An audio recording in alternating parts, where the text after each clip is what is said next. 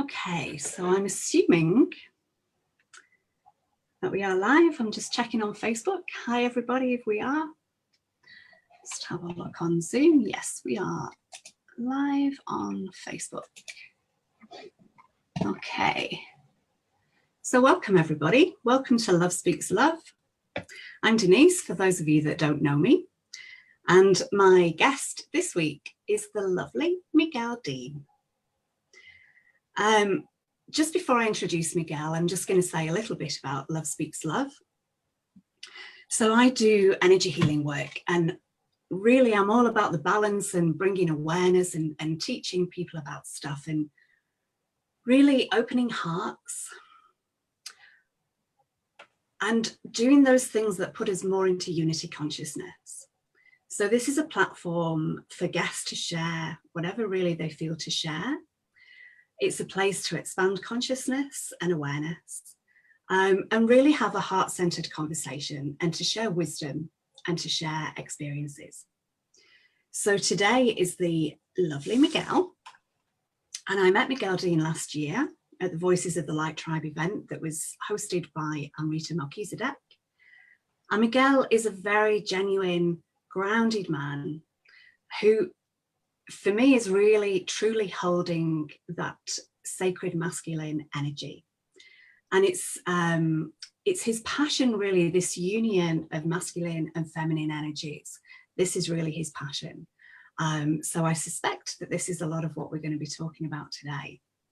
So I'm going to bring him on.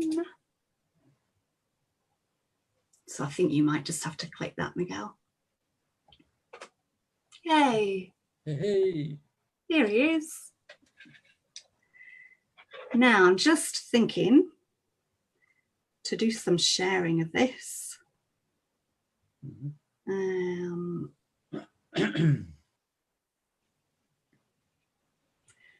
refresh that. Okay, there we are. So I'm going to share it to a few groups. It's nice to share. It is. Sharing is caring. All right, that'll do. And I'm just going to start off with just a little heart-centered meditation, or just a very short visualization, really. And the idea for this is just to put us in our heart space and also connect our hearts, but connect to the hearts of those people watching either now or on the replay, and also to connect with the heart of Gaia as well. So if we just take a few long and slow deep breaths and just bring our awareness to our heart space in the center of our chest, breathing in love, breathing out love.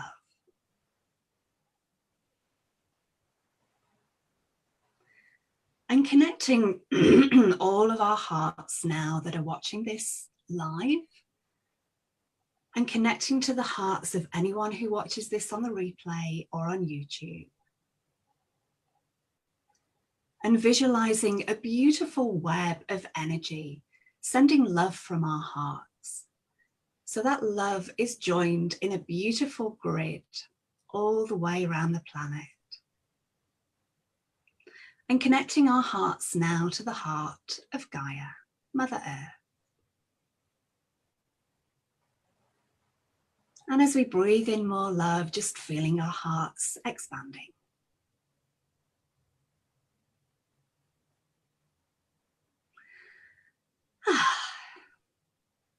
Okay.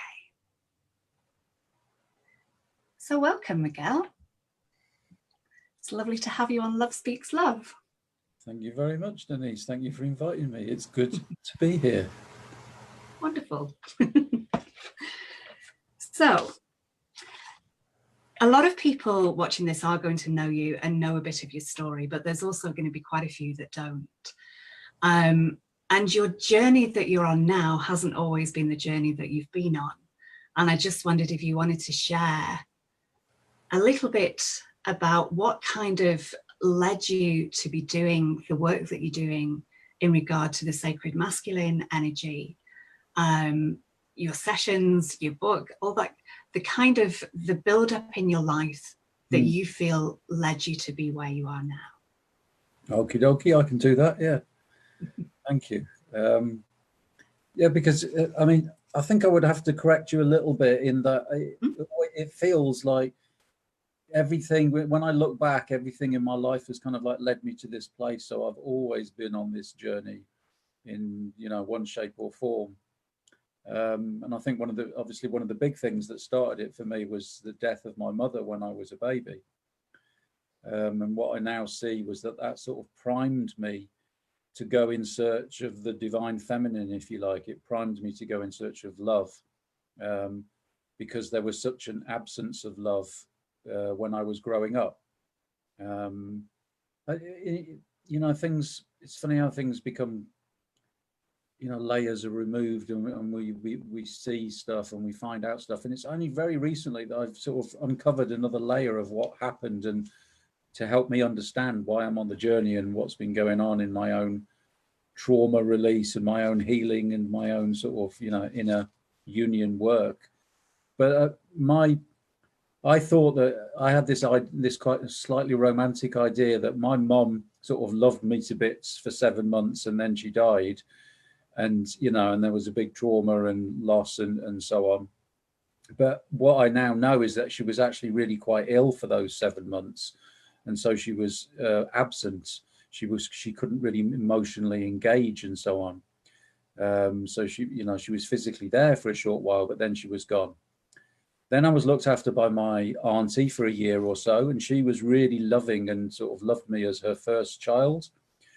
Then my dad remarried again, and so I was taken from my auntie and reunited with my brothers and sisters. So there was that taste of love of the divine feminine, and then it was gone again.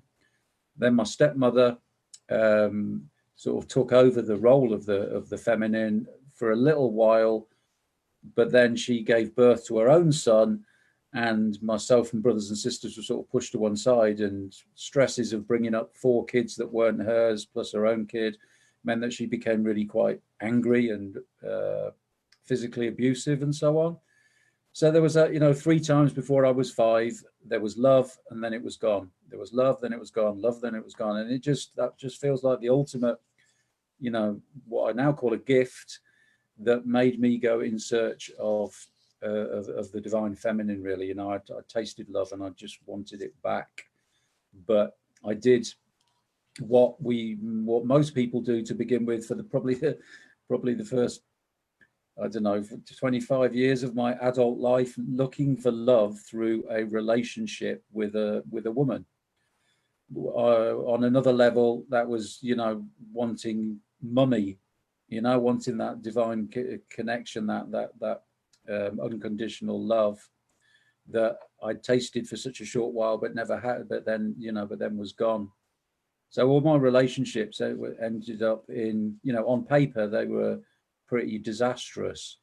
Even though I was married for about 15 years, you know, the mother of my 2 sons, but they were always either, you know, for the most part, there was a lot of challenges. I used to sort of lose myself in relationships, you know. It would either be lost in the romantic kind of, oh, this is wonderful and I just can't get enough of this woman. But very quickly, all the emotional stuff would come up and all the trauma, you know, which is obviously the purpose of relationship. So it was all that really early stuff, you know, that primed me to go in search of the divine feminine, because I couldn't get it externally. It wasn't working through relationships. So I had to, you know, I tried everything, but in the end, I was forced to look inwards and begin a process of making my way through the shadowlands and trauma release, and you know, through a commitment to conscious relationship and healing myself. And I guess at the same time, there was all that. My dad was absent when I grew up. He was, you know, he was kind of around, but he was always at work, or he was always, you know, doing something for him. He didn't really engage with the kids. So I had this blessing that I had no real feminine and no real masculine in my life. So I had like a blank piece of paper, And in a way that just forced me to, you know, create and decide, well, what works for me and what doesn't work for me. And I very quickly saw what I saw in the world. I rejected it all. I lived on the road. You know, I got into drugs and crime and chaos and turned my back on society, and just little bit by little bit began trying to work out, well, what does it mean to be a man? And at the same time, you know, on various levels, I was engaged in healing that mother wound that, you know, that I had been gifted with from a very young age. So yeah, I think that's kind of, you know, I'm trying to keep it reasonably short, but yeah, you know, that's led to where I am, and this coming together of the masculine and feminine within me, and just using my internal compass, I guess, to work out, well, what feels right and what feels in alignment. And then, yeah, something happened at the Goddess conference a couple of years ago where, I don't know, call it a spiritual experience. It was just kind of like taken offline, and just, yeah. And after that, all this kind of creative energy started moving through me, and my healing abilities kind of like ramped up massively. And sometimes people were experiencing Kundalini activations and stuff, you know, in my presence. And that, it was kind of like, you know, I just thought I was just trying to sort my shit out because I'd been feeling terrible for ages, and I was pissed off with not being able to have a relationship. So I'd just been sort of working, you know, bit by bit, letting go of the trauma and transforming. But then something must have just clicked into place, and people started sort of using the word sacred masculine and pointing their finger at me, and I was kind of going, who are they talking about? It must be somebody stood behind me, you know. And yeah, bit by bit, I just began to see, okay, so the work that I've been doing, combined with my pledge that I made to contribute to the collective, seems to have just, you know, brought me to this place where the inner union within me is pretty consolidated. And you mentioned your own kind of healing. What tools did you use for that? Like, how would you could you put that into words at all? I can put it into words, yeah. How coherent the words will be isn't a question, but I can put it into words. You know, I'm a bit stubborn. It's one of my more attractive qualities, is that I'm pretty stubborn. And there was a big part of me, I think, all the way through my healing, that wanted to do it for myself. I didn't, you know, I wasn't one of these people. I think partly because I've always had enough financially, but I've never had, you know, an abundance and loads. So I never had loads of money for therapists and, you know, different courses and treatments and so on. So most of it I just did myself, you know, through trial and error. There was a big commitment to really set it off. You know, it was the birth of my son that really sort of motivated me to really start doing the inner work. It was like, you know, I'm not passing this crap on to my sons. You know, I want to be a better father than I felt my father had been to me. I did read voraciously, probably for about the first 10 years, you know, once I began having some understanding of spirituality and the inner world and so on, sort of in my late 20s, read lots and lots of different, you know, teachers. And yeah, I did, you know, attended all sorts of wacky workshops and, you know, spiritual retreats and, you know, all sorts of different stuff. But then when I got divorced, my marriage came to an end. I sort of turned my back on all the sort of spiritual stuff. I was just in so much pain because, of course, every time I sort of ended a relationship with a woman, it reactivated all the trauma from losing my mother, you know, as a baby. So it was like really intense, and you know, I would just end up as a total mess. But it was, yeah, you know, it was very much about, you know, I quite quickly saw that I didn't want to give my power away, that I could do this, you know. And one of my favorite sayings that I live by is, you know, small steps consistently done result in massive changes. So I just kept plugging away, you know, I kept plugging away, largely because I guess initially motivated to move away from pain. It was like, what hurts? What, you know, okay, so I need to do something different. And if I do this, is the pain more or is it less? You know, so I was, and I guess I developed quite a, you know, quite an accurate and sensitive sort of inner compass that would navigate me. You know, I made that journey, began making that journey back into my heart. And so I could really quite quickly feel, you know, what felt right. You know, it was like, does this feel right to behave in this way or to be doing this? Or, you know, my intuition gradually began to wake up. So, yeah, you know, it was a mixture of all sorts of different things. You know, I started doing Tai Chi. I did dance for quite a while, and I think that getting back into the body was probably a big part of my healing. You know, we can be prisoners in our own heads, and moving back into the body, and I think the body is the doorway to, you know, to peace and to enlightenment, or, you know, and it gets left out, and people get stuck in their heads. So yeah, you know, I think that's a bit sort of like jumping about all over the place, but I guess that gives a bit of a flavour of sort of some of the tools and the yeah, the approach. Relationship was a massive part for me, you know, especially the last 3 years. It brought, it all put all the, not that it's ever totally final, because I probably wouldn't be here in this physical body if it was all sort of totally done.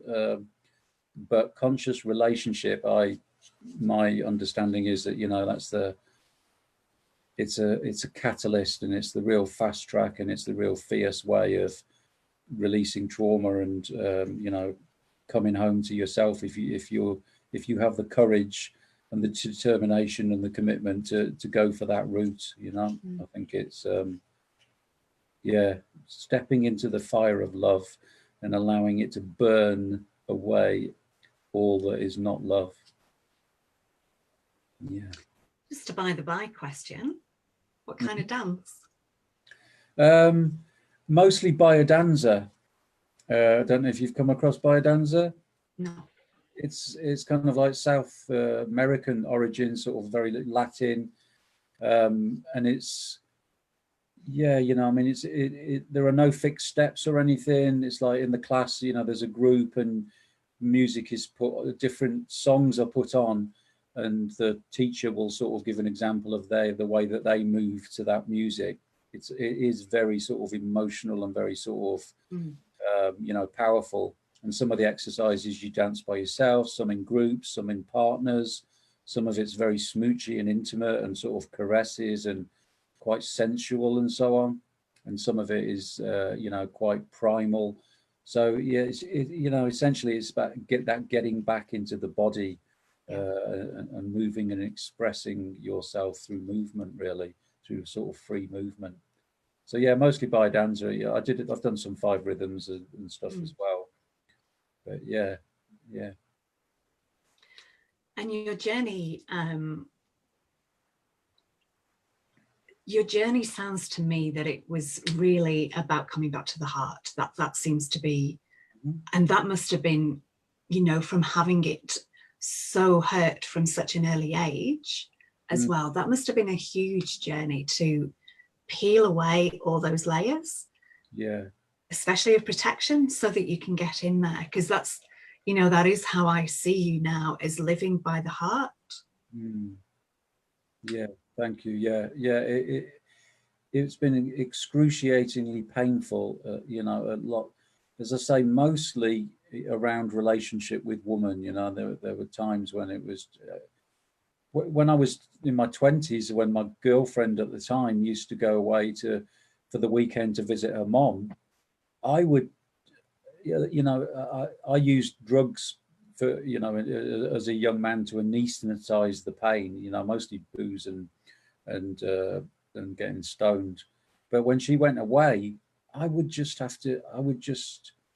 was so painful. And she was just going off for a couple of days. It wasn't like anything was ended. She was just going to her mom's for a couple of days. And I didn't understand it for years, why it was so painful. And, you know, the trauma was activated. every time my girlfriend just went away for a little bit, and the best that I could do was, was just to sort of numb myself, to try and, because, that little child inside me was just like terrified and so distraught. So yeah, it's been quite a journey, but it's the ultimate journey, isn't it, from the head back to the heart. And I think that's probably one of the key issues that we have in the world today, that we have to move back into the heart space. But of course, what happens, as you said, the first thing that you encounter when you make the journey back to the heart is all the unresolved trauma and all the pain. But as that is released, and as you have the courage to feel now what you did not feel then what is revealed is, a rosebud heart. Your heart opens, and you get to feel, the bliss and the beauty, and your, it's not quite the right word, but I can't find a better word. Your power comes back online, because you become, you're in alignment with source again. You're plugged into source. So everything, everything changes. And because when we're not living from the heart, when we've still got all that protective stuff around the heart, although it turns down the volume of any potential emotional pain, it also turns down the volume of any potential joy or bliss or happiness. There's no one-way valve system where you can block out the pain but still feel all the beauty. So yeah, it's all about the journey. That epic journey back to the heart is central to it all, really. Yeah, I totally hear you on that. And I've been feeling a lot of heart expansion last year. This has been work that I've been doing for a while. And you think your heart's open, and then something happens and cracks it open that little bit further and that little bit further. And the joy that I felt, and it's funny, watching things that are sad. I used to shed tears. These days, I can't hold back. They're like, even just watching, silly little clips on Facebook or whatever that really get into your heart. It's like so intense. I can't turn that down anymore. But likewise, the joy, I don't think I've ever felt so much joy as well as I've done over the last year or so. Yeah. So it really does, it does work. And once the pain, like it's interesting, this working through pain, because you have to feel it in order to work your way through it. And while you're in that space, there's nothing else at that particular time, but then it passes. And it's, you can't do the spiritual bypass is not an option. It's and I think I see so many people desperately trying to, and this next remedy will fix me, or this next therapist, or this next meditation technique, or this next activation, or all those things have a place. They can be like grease, to lubricate the process. But ultimately, you have to do the work. You have to be prepared to feel that which wasn't felt then, to release the trauma. And that's what shadow work is. And I guess what I found was that the more that you do it, you see, the tricky thing is mindfulness is such a big part of it, because what makes it unbearable is that when you're feeling the trauma from your childhood or whatever, when that pain comes up, if you can turn shit FM off, and quiet your mind and stop all the judgments and the blame, and that you shouldn't be feeling this, and what I call giving yourself a hard time for having a hard time, then you notice that actually it's just a sensation in the body. That's all emotional pain is. If there's no mind involved, it's just a vibration, it's a dull ache, it's a discomfort in the body. And if you can just be with that, then it moves through so much quicker. It just accelerates it. What we tend to do is we feel a bit of uncomfortable stuff, some trauma comes up, some old pain is triggered by something that's happening in the now, and then we don't keep check on our minds, and so it comes in and perpetuates it, and it becomes just a circle of going round and round.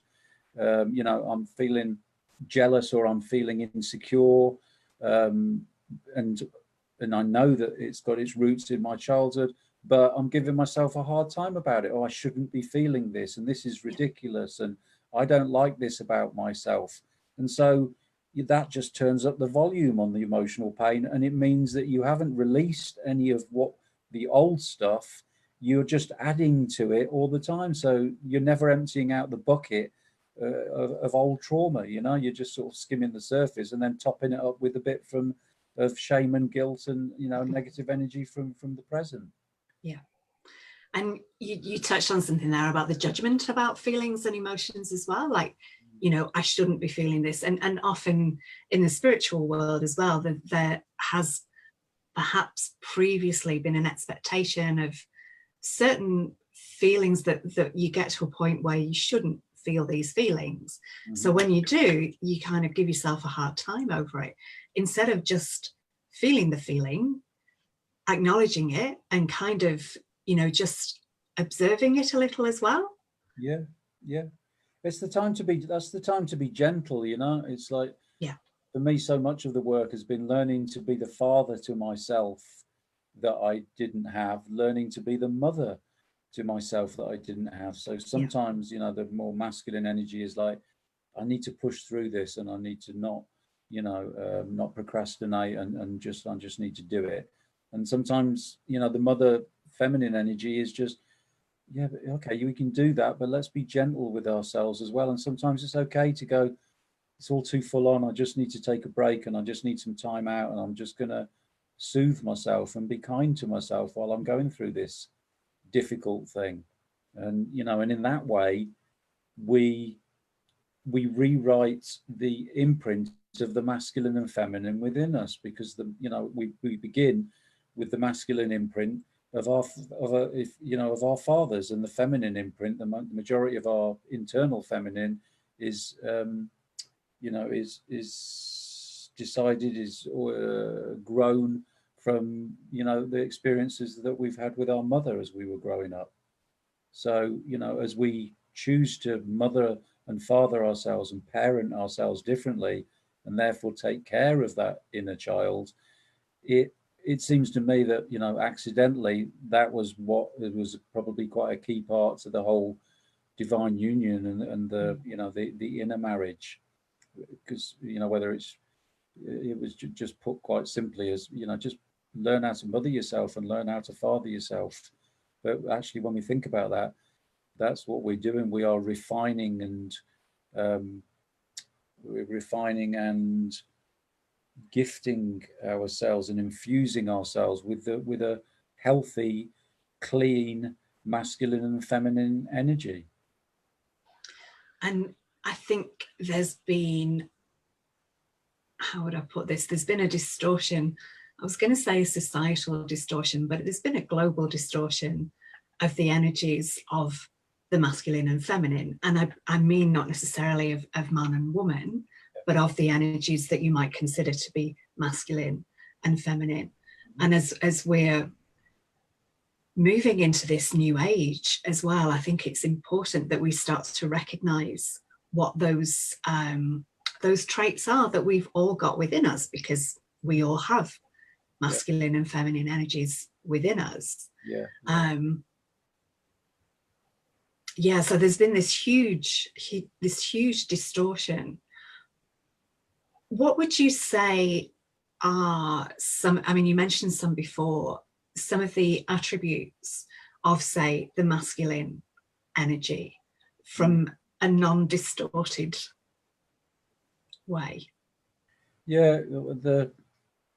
It's kind of like masculine energy for me is the sort of like proactive, and it's penetrative, it's going out there, it's speaking your truth, it's taking action, it's getting stuff done, and I guess on another level, it's being in integrity. I think integrity has become a really sort of important word for me. It's about being authentic. It's about being real. It's also about being vulnerable. It's about just embracing all of yourself and being okay, and that self-acceptance, which is so powerful. It's not,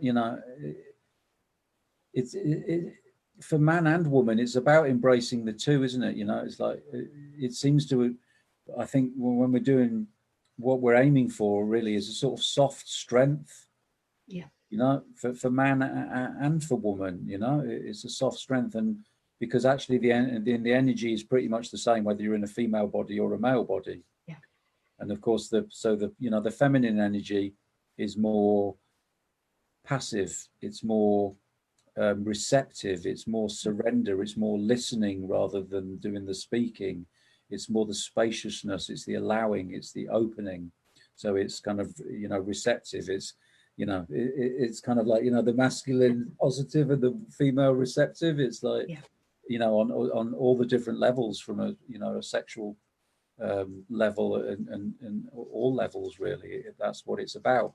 But that doesn't mean, I often find myself wanting to explain and say, because passivity has been denigrated by our society. There's patriarchy that's been around for too long, this distorted aspect of the masculine.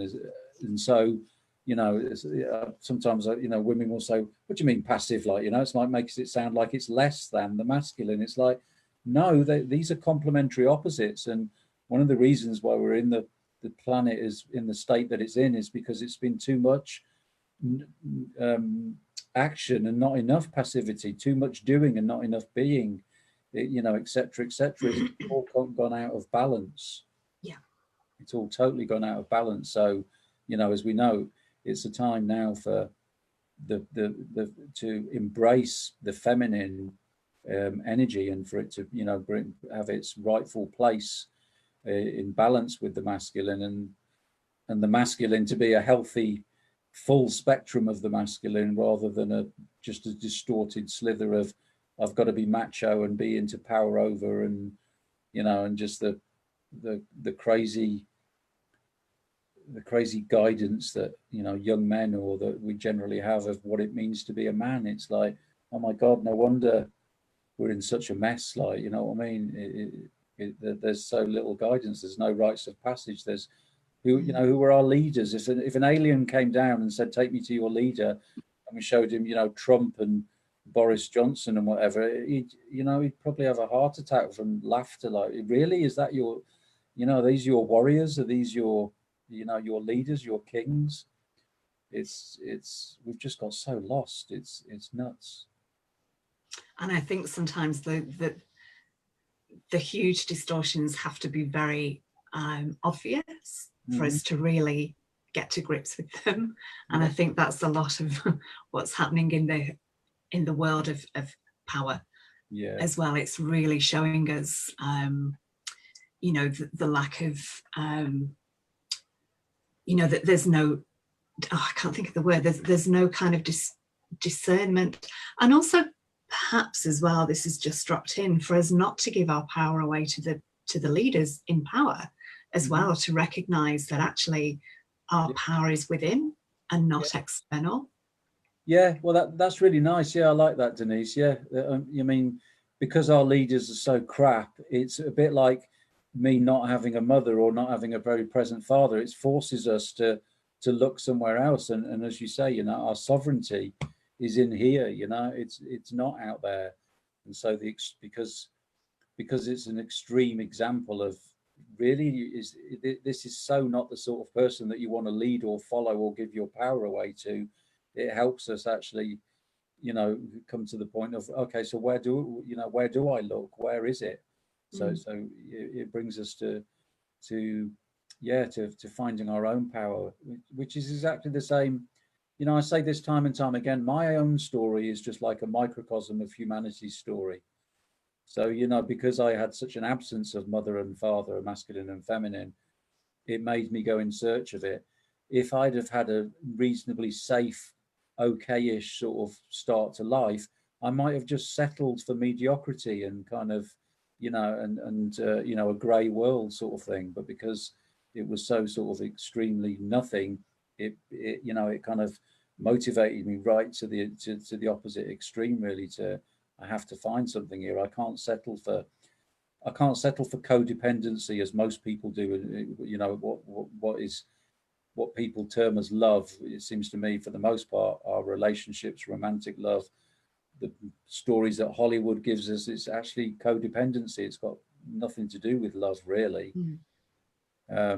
So when that's the gift, really. When you've had nothing, then you really are motivated to get the best that you can and really go for it. Whereas if you have a little bit, a lot of people just seem to be happy with the scraps from the table, sort of thing. Yeah, making do. Yeah.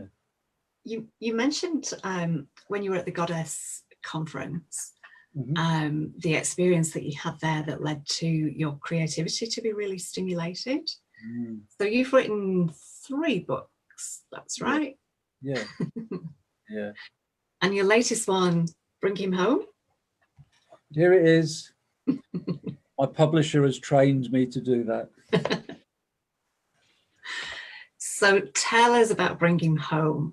Either, whatever you want to share about that, either the reality of it that led to the book, or whatever you want to share on it.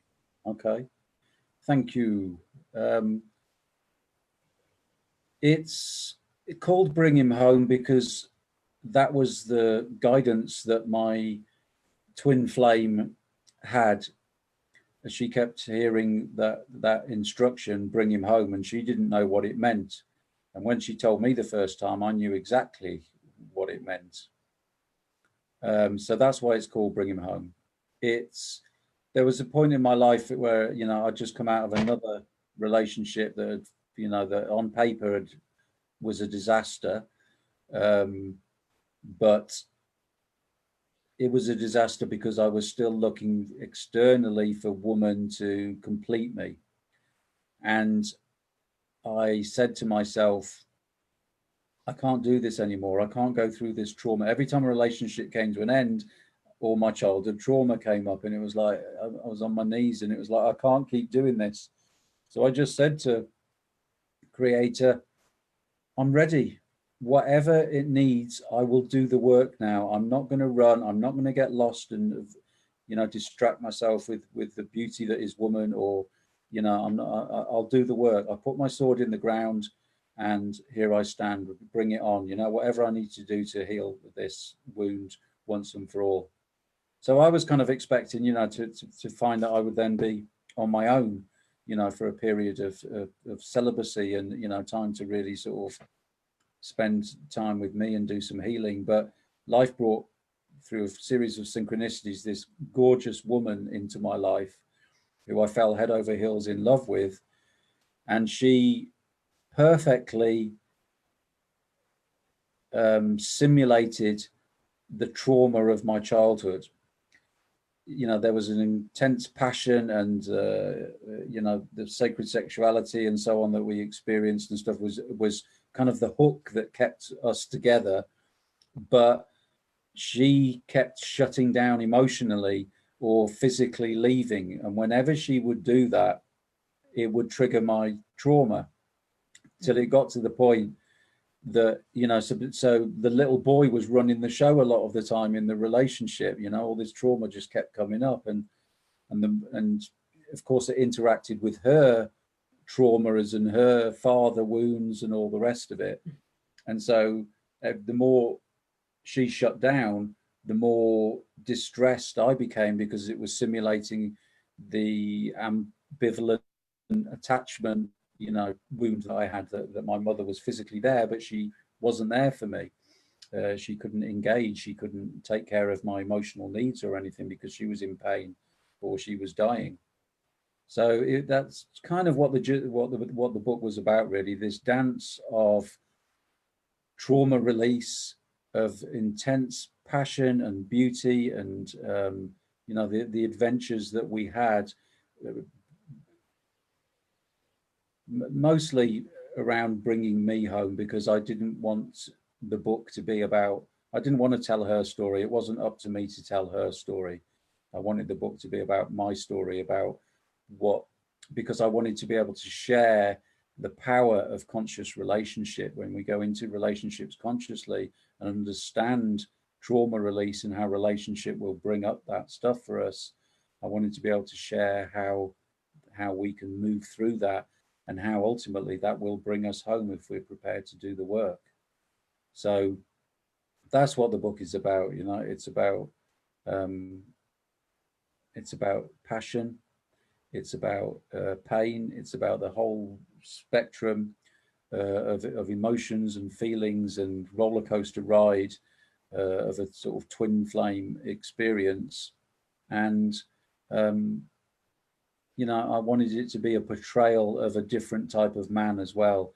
It's very raw, it's very vulnerable, people say, and but I wanted to tell the story just as it was, because I believe it. You know, men need to know that it's okay to cry, it's okay to fall apart, it's okay to be weak, it's okay to be, you know, there was a point when the first time that she left me, when I just found this voice come through me, and I shouted, "I want my mummy," and it was like, oh my God, you know, where did that come from, you know? And I'm like, you know, I think I was probably 49 at that stage, a 49-year-old bloke, and it was like, but that needed to come through. That was what was happening, and that hearing that reminded me, this is your inner child, Miguel. You know, there became this dialogue between Miguel, the man, would go, my girlfriend just needs a bit of space. You've been a bit needy and a bit, you know, and a bit obnoxious and stuff, so she's gone off for a bit.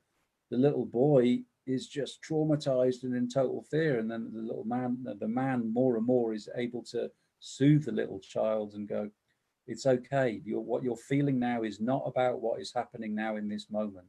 This is a gift. This woman is gifting you. She is purging, she's creating the conditions for you to purge all that dark energy that you have been carrying around all your life. It's, you know, she's giving you the opportunity to let that go. So that's what the book is about. I'm conscious. I feel like I should be, you know, selling it a little bit. Oh, it's this beautiful romance, and it's all sort of like Skippy, and it's all wonderful about, you know, how we're punting down the river, you know, on sunny days on this little boat. It wasn't quite like that. It was, you know, as low and dark and scary and traumatic as the places that the relationship took us, was balanced by the heights of the bliss and the ecstasy and the spiritual experiences and the sacred sexuality and all the beautiful stuff that was facilitated by the relationship. And I think there is always Mills and Boon out there, if that's what people want. This isn't Mills and Boon, like, yeah. But I think people genuinely, they want the truth these days. They want the raw, they want the vulnerable, because that is what gets into their heart as well. You know, the superficiality, I don't think, is really what is required these days. People, the feedback that I'm getting every now and again, you know, somebody that I, you know, a connection on Facebook or something, say, oh, I've started the book, and a couple of months later, you know, I'll get in touch with them and say, you know, you're going to write me a review, you know, how did you get on with the book? And they go, I haven't finished it yet. And invariably people are saying, because it activates them so much that they have to put it down for a while. It's really, you know, it is written straight from my heart. It was one of the most challenging things I've done was writing the book, because I mean, whenever I was writing, I wasn't with my woman. So if I'm writing about the beautiful lovemaking, I'm missing that, and that hurts like crazy because I'm writing about it and reliving it. And if I'm writing about the painful bits, then I'm reliving the painful bits as well. So it was a really, but it was like I had to write it. It was like, you know, this idea just found me, and it was like, you need to write this book. The world is ready for this book, and it will be a tool in guiding humanity, in guiding people, those who choose to read it, you know, towards divine union. Because it just seems to me that it's the foundational work, really. Unless we, create this bridge between man and woman, unless we heal the wounds that patriarchy has created, unless woman is allowed to drop back into her softness and into her feminine, because woman has had to be the man and the woman, and so many times because men have just checked out, like, you know what I mean, they haven't been there for woman. So it just really felt very strongly that I need to write this book. It needs to happen. And it's it's often talked about in a twin flame relationship that there will be a divine child born from the relationship, and I believe that that's what this is. This was what was born as a result of the magic that happened in our relationship. It is our contribution to the world, to the collective. And you mentioned to me earlier, because you got back together with this beautiful lady, and she was with you at the Voices of the Light Tribe last year. So I met her there, and you mentioned before that you're not together now. Was this separation different? Yeah, that's a good question. Thank you, Denise, for asking that question. Yeah, this separation was liberation. Not with any disrespect to her at all. I mean, there was still some activating and still some triggering going on, which was part of the reason why I decided to leave. But it was just, I think we always want, ideally, that things are all going to end really nice and sweet and stuff, and sometimes it's not going to be exactly like that. So it was kind of pain that that made the decision for me to walk away. But what I realized what I experienced when I walked away was there was no trauma. In fact, there was a lot of relief, and there was a lot of there was some grief and so on, and missing her, but it wasn't intense like it had been. So it was like the final test. It was the full realization that trauma is all gone. It doesn't reside inside me anymore. There's nothing to be triggered. It's done. She purged it all. It was all purged in the relationship. So this separation was a freedom, and it was a commitment for me to, okay, now it's time to what I would call consummate the divine union marriage within myself.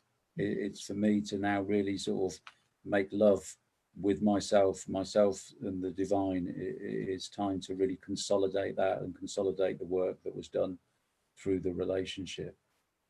So yeah, this time it's been, I'm at peace with myself. I don't want to make it sound like, I'm, it's all bliss all the time or whatever, but up until this final ending, it had always been, all the way through my life, there was this sense of incompleteness that I didn't like being by myself. There was always a uncomfortableness, and there's this sense of a shadow in the periphery, or just this kind of ache and this incompleteness. Whereas now, it's hard to explain it really, Denise. It's such a relief, after 50 years of it, to be rid of that, and just to be able to be comfortable in my own company and be at peace with myself without sort of wondering about when the next relationship is going to happen, or trying to feed something externally to make me feel whole. It's just deep gratitude. And I don't want to have to do that work again, but I'm so glad that I have done it and that it is behind me. That's amazing. And that's the test.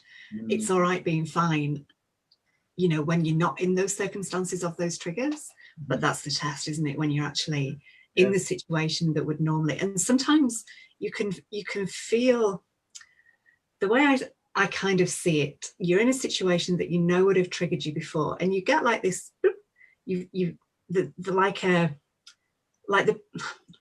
even that the program's still there, but almost like it was a habitual reaction. But the energy to feed that into this huge reaction isn't there. So you recognize the little blip or whatever it is, but yeah, that energy that normally feeds it, you recognize that's not gone, and that's an amazing space to be in. Yeah, it is. It's just, yeah, it's just awesome. It's really good. And you know, it's what I found is, you know, once we decided to go our separate ways, that the work was done, that we'd traveled as far as, you know, as we could together, it's just freed up all this energy, you know, inside me. And it became, again, you know, I was, the next idea found me. And yeah, I'm going on a pilgrimage. I've you know, this has been in the back of my mind for a few years, and I knew that the time would come. But I'm going to walk the Camino, but it's a Camino that most people, that only 3% of pilgrims walk, because it starts in Seville in the south of Spain, and it goes from the south of Spain to the north of Spain. So it's 700-mile walk. Wow. And I'm calling it the Sacred Masculine Divine Union Pilgrimage, because it begins in the home province of my mother that died when I was a baby, and ends in the province in Galicia where my father is now living. Wow. So there's this beautiful, you know, it just feels perfectly aligned that it is, yeah, it's the consummation of my own inner marriage, and finally putting to rest all that. But, you know, what came through the lineage of my mother and my father, it is time for that. You know, it's Gandalf in the Lord of the Rings, you know, with the Balrog saying, "Thou shalt not pass." That's what this pilgrimage is about. It's like it ends here, and it's time for the consummation of the union within myself. So I'm really excited about that. You know, it's a real adventure, and it feels, yeah, it just feels totally right. And you know, I've come to this place to be able to do that, you know, as a result of the work and the, you know, that was catalyzed by the power of that conscious relationship. That's crazy, like the start of it and the end of it as well, like that. Yeah, You just couldn't make that up, could you? No. It's So, spot on. It's spot on. how Yeah. long do you think it'll take you? Well, we're looking at about 40 days.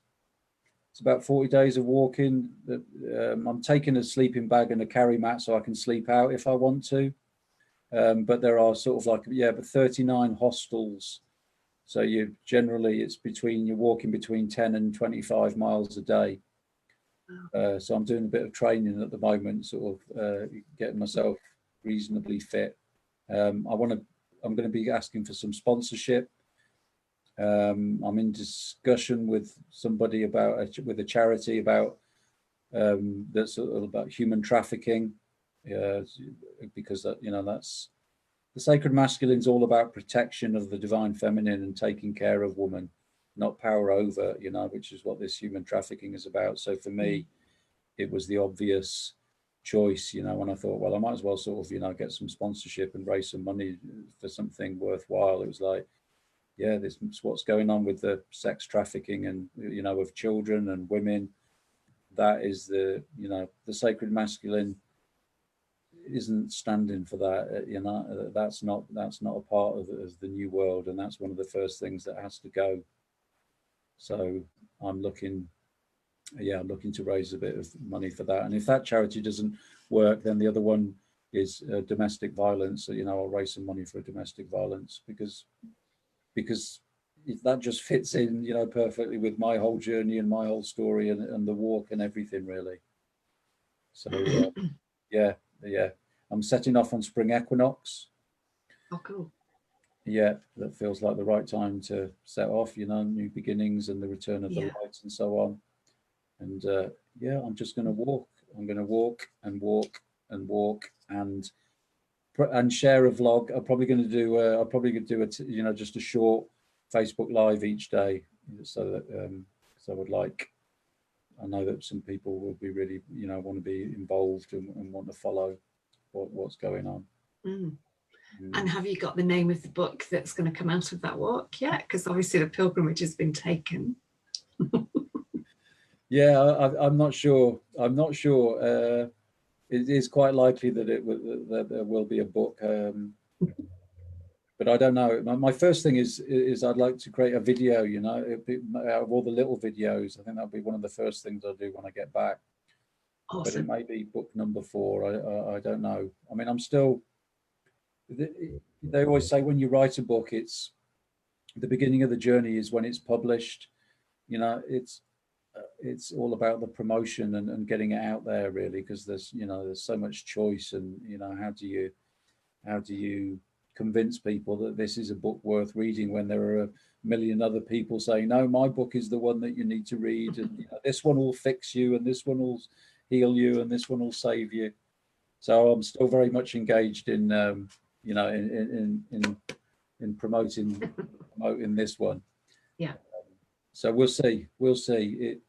My life is stepping stones in the mist. When the time is right, the mist clears, and I'll know what the next thing is to do. All I know at the moment, I only know as far as walking. I'm going to walk the Camino, and I don't know what life's got in store for me after that. I haven't got a clue, but I don't need to know. It will present itself when the time is right. And was Stepping Stones in the Mist, was that the name of your first book?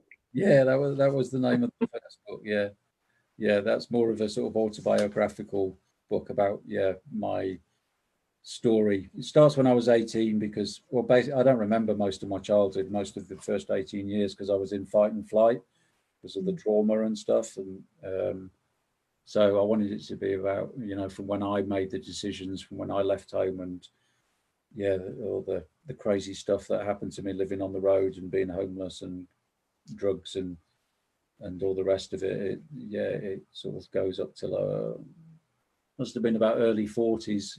So it's like it covers about 25 years. Stepping Stones in the Mist: Life Lessons for Overcoming Adversity. It was about, that book was about sharing how we can turn things around, and the gifts in adversity, and that my belief is that life is the workshop. We don't need to go on workshops and stuff, really. It's all happening. Everything that happens to us is happening for our highest good. The painful things, are just our experiences and lessons and guidance, for the evolution of our souls, really. If it hurts, it usually means do something different. The way that you're thinking or the way that you're operating isn't conducive to your highest good. So it's all divinely orchestrated, and we just have to be conscious and clear and understand what's going on, and look at the signs and see that everything is for my highest good. Or it doesn't matter what's happening. If it's uncomfortable, then it's usually, if you're not creating something in the moment, it's uncomfortable because there's a root that there's a connection to a root deep in your childhood and some trauma into something that happened to you before. So that was the first book, and we might as well mention the third book, which is here while we're at it, if you don't mind. So the third one is The Little Mouse and the Apples, children's book for 4 to 7 year olds. Oh, and it's it's what I call a little bit of sacred masculine energy for the little ones. Nice. Can't start too early. No, it's easier to raise whole children than it is to fix broken men. And you do sessions as well? I do sessions. I do. I call them sacred masculine healing sessions. It's mostly women that I seem to be working with, and it seems that I've been trying to understand what's going on, because I'm such an experiential sort of person. It's like, okay, so what happens? Why is this working, and what's happening? And it seems that because if you think about that, if your father wound will determine the romantic partner that you choose. You'll choose somebody with similar distortions and that will trigger similar stuff to and was the way that your father was. If you turn that the other way around and say, if I hang out with somebody that has quite a pure masculine energy, then that seems to work as a real catalyst and antidote. And it gives a sort of point of reference so that women can heal that wounded masculine aspect that is within them.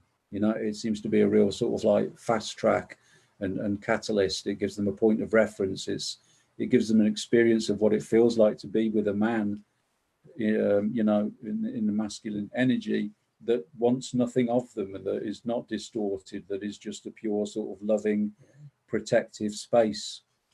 So in that space, clients open up, they soften, they relax, and whatever needs to come to the surface to be cleared comes to the surface. And yeah, I've become quite a good detective, I guess.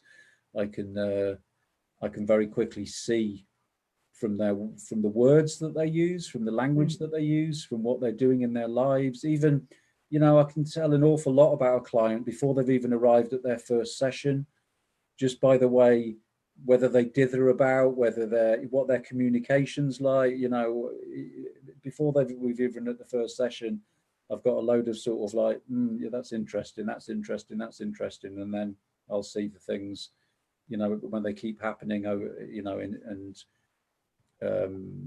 confirming that it's not just a one-off. There's little patterns appear, so I can shine the light of consciousness and show people, you know, illuminate the dark, scary bits and the bits that they don't want to see, and go, look, it's not that scary. It's okay. This is what's happening here, and it's because of this that was going on when you were a child, and we just need to think, do, feel this way, and it transforms quite quickly. I'm working with men as well. Yeah, I've started doing some tele-webinars. We did our first monthly men's sharing circle, and yeah, and I do, you know, I work with men as well, but it's all about the balancing of the masculine and feminine, you know, healing those wounds, which are it's all connected to the mother and father stuff, and it's all about coming home to ourselves. You know, people want good relationships. People come to me sometimes because their relationships don't work, and they're always going, well, she's this or he's that, and it's like, look inside. They're just reflecting something for you to see inside. Stop blaming, stop pointing the finger. They're gifting you with the opportunity to see that which is not love within you. So that's kind of how they work. You know, they're sort of counseling, coaching, mentoring, a bit of spiritual woo-woo stuff, you know, sort of woven in there. I work very, you know, I don't have a format. I don't take notes. It's kind of like what arises in the moment is exactly what needs to arise, and we'll work with whatever comes up in the session. And my feeling is that your work with men is going to really just increase and increase and increase. And it is almost like that we need to do the work with the women first. Yeah, it's interesting. There seems to be a bit of a stepping up for the men, and I think, you know, as much as anything, you know, I still have to make a living, and I still need to put food on the table. And I think, if I'm honest, there was some resistance to reaching out to men a little bit, because my experience has been women are so much better at stepping forward and coming and doing the work. You know, the men, you know, workshops, retreats, you know, over the last 20 years and whatever that I've been to, it's, you know, it's usually 80% women or 90% women. But something's shifted. Yeah, something's changed, and I'm seeing that. Yeah, you know, I guess again, microcosms and macrocosm story, as I can see where I have come to in this place, where there is so much more wholeness, so much more integration for me, then, you know, I'm not an anomaly.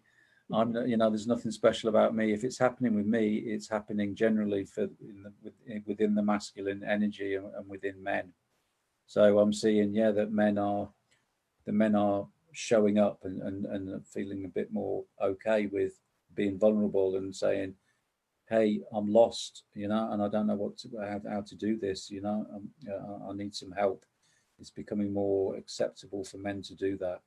And, you know, the reality is we men are, you know, are lost, you know, tremendously lost in many ways. You know, the amount of male suicides, the massive epidemic of male mental health. It all comes down to, really, you can all put it down to that one simple poisonous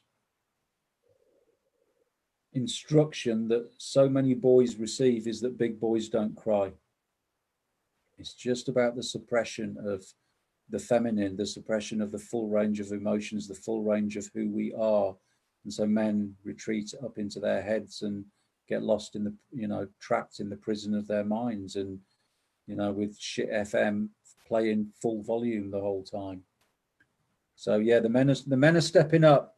We're getting there, and but you know, the same as I say, it's nearly always with the masculine energy that I'm working with women, because it doesn't matter whether you're in a male body or a female body, the masculine energy has been really distorted and messed up.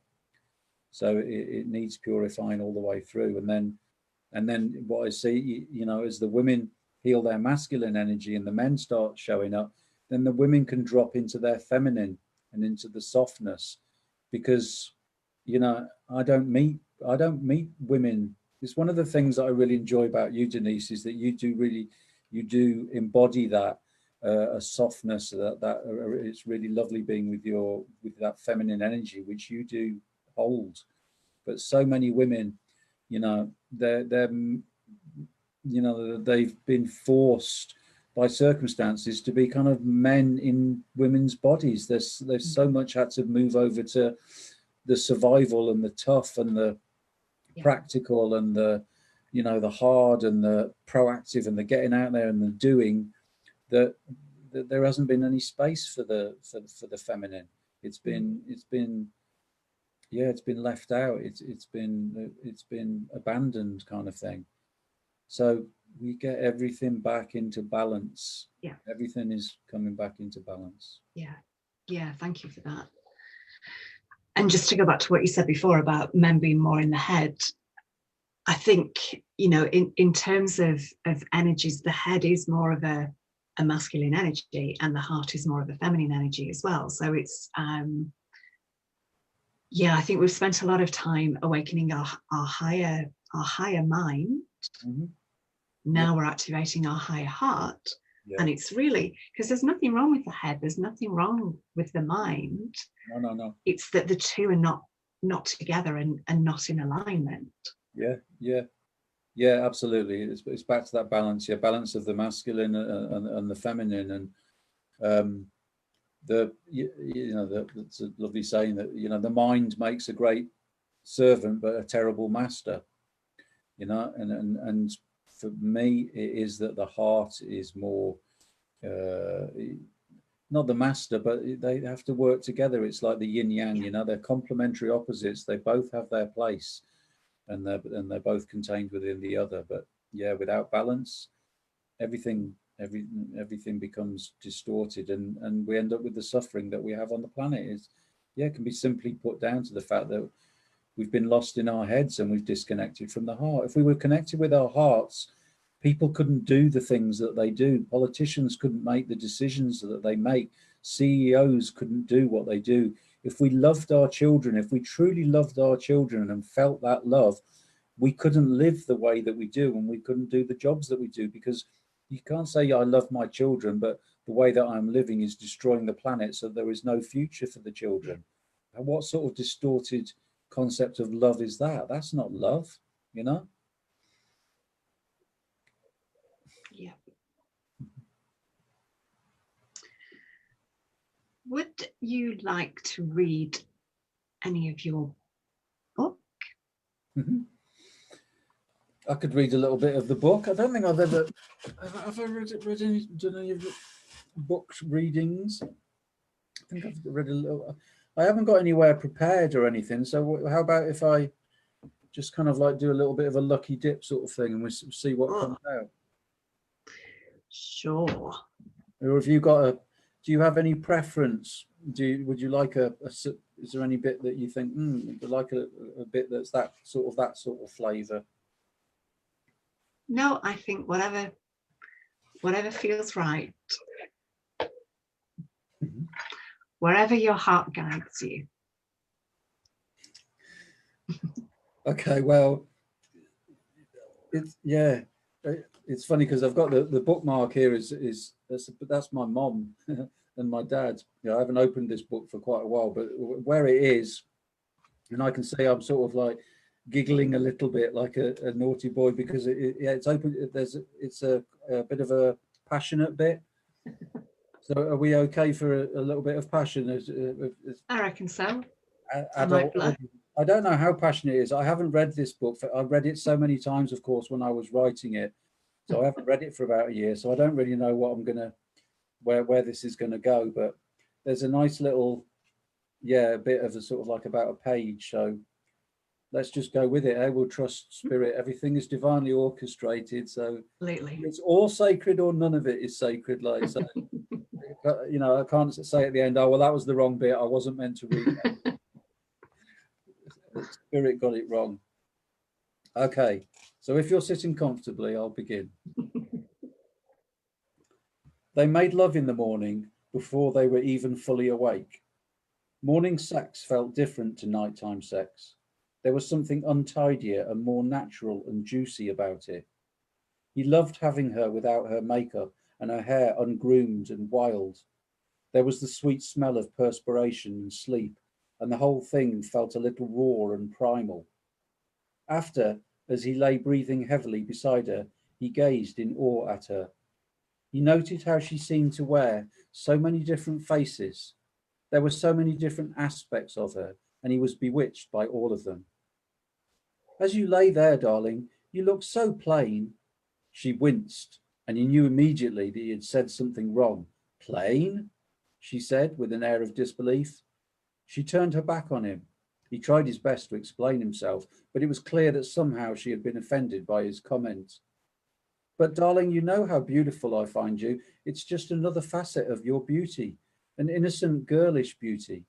It may be that plain is not the right word. I didn't mean to upset you. He squirmed and writhed inside with discomfort, feeling a sense of panic and fear rising in him. With her back to him, he had felt her close down, lock him out. He stroked her hair and kissed her naked back apologetically. He wished that he could redeem himself by finding a different word to describe the beauty that he had noted in her angelic face. After a little while, she turned over and faced him. Do you mean natural? She asked with a softer expression on her face. Yes, he said quickly. That's a better word. That's what I meant. She agreed that it was a better word. It seemed that she sometimes knew that she was oversensitive and emotional, and the fact that she had turned to face him again so quickly made him feel that she was trying her best to be less emotional and touchy. As he held and stroked her, she quickly re-emerged from her icy fortress, and they snuggled under the warmth of the covers. They lay and chatted together about the highlights of the weekend, and she thanked him earnestly for the care and consideration that he had taken in planning and organising the trip. He felt a warm glow, yet he also knew that before long time would demand that he leave her. They would soon throw the bed covers back, shower and dress, say goodbye, and embark on their separate days' commitments again. It never seemed as if there was enough time. He always wanted more of her. So when she suddenly suggested that they go abroad together, somewhere in Europe, where the heat of the sun was guaranteed, he was delighted. They agreed on a week in southern Portugal. The dates were quickly decided and recorded in diaries. While he showered and dressed, she began to research places to stay on her phone. He kissed her tenderly on her soft lips, where she lay under the covers, inhaled one last waft of a sweet morning fragrance, and left hurriedly for his first meeting of the day. Nice. That's really beautiful. And I think, so many of us have been in that position as well. Like a word slips out and you're like, oh, trying to clamber it back. Yeah, that's really beautiful. I'm really good at that. I'm really good at the wrong word slipping out. And I think what I felt in that as well was the energy between the words. There's so much energy between the words as well. It's does that make sense? It's not just the words that are spoken, but I feel this with the whole book, that it's kind of got an energy that's coming through in the words, but almost that the energy is separate from the words, but it's yeah. Does that make sense? Yeah, it does kind of. It wouldn't make sense unless, you know, if I hadn't had all the you know, that sort of feedback from so many different people. That and I kind of, it seems to just, that seems to happen when you write from the heart. When you do anything from the heart, you speak from the heart, you write from the heart, you dance from the heart. It touches the other's heart, doesn't it? You know, and there is an energy. There is an energy about it. So yeah, thank you for your. There's something higher coming through, and again, that's, I don't quite like that word higher, but Yeah, I can't find an alternative there. Thank you. So where can people find you? They can find me on my website, which is migueldean.net. There's lots of resources and information and blogs, and yeah, you know, I'm quite a prolific writer, a Sacred Masculine blog on there, and lots of interviews. Or the other good place really is Facebook. You know, good old Facebook. Yeah, I don't do loads of different social media. I'm not a big fan of social media, but I just do Facebook. So I have my Miguel Dean Sacred Masculine page, which I would guide people towards, because the other Miguel Dean page is usually full up with, you know, I've got my friends quota sort of thing. And yeah, you know, I love, you know, yeah, engage, you know, connect. It's what it's all about, isn't it? It's what this work is all about, connecting. And if anything comes up for anybody, any questions or anything, then feel free to get in touch and just ask. We're here to serve, and through serving, it fills us up and it nourishes us. The same as that what you're doing, Denise. But, you know, doing these beautiful interviews and stepping out of your comfort zone and doing what you're doing. We all contribute in the ways that we can, huh? Yeah, absolutely. Well, thank you for being a wonderful guest, for sharing your heart, for being love, speaking love. Thank you. Yeah, thank you, Denise. Yeah, it's been lovely. Yeah, really enjoyed it. Thank you very much. And thank you to everybody who's chosen to join us and listen. Yeah, thank you to everyone who's been here. I'm just checking. I didn't, is the book on Kindle? So is the book on Kindle? Yeah, it's on Amazon, and it's on my website, and there's a Kindle version, and there's the paperback version. Yeah, it's available in all good booksellers, and you know, most places you can get it. Yeah, my slap on the wrist, Miguel. It's like, all very well showing the book, but so thank you for asking that. Thank you. All right, my dear, thank you very much, and thank you to everyone who's joined us as well, and who's watching on the replay or on YouTube. Yes. Inner Peace with Denise is my YouTube channel, and the other interviews are there as well, apart from last week's, which I will be putting on when I put this one on. So thank you to everyone, and I'm going to take us off Facebook. There we go. Bye.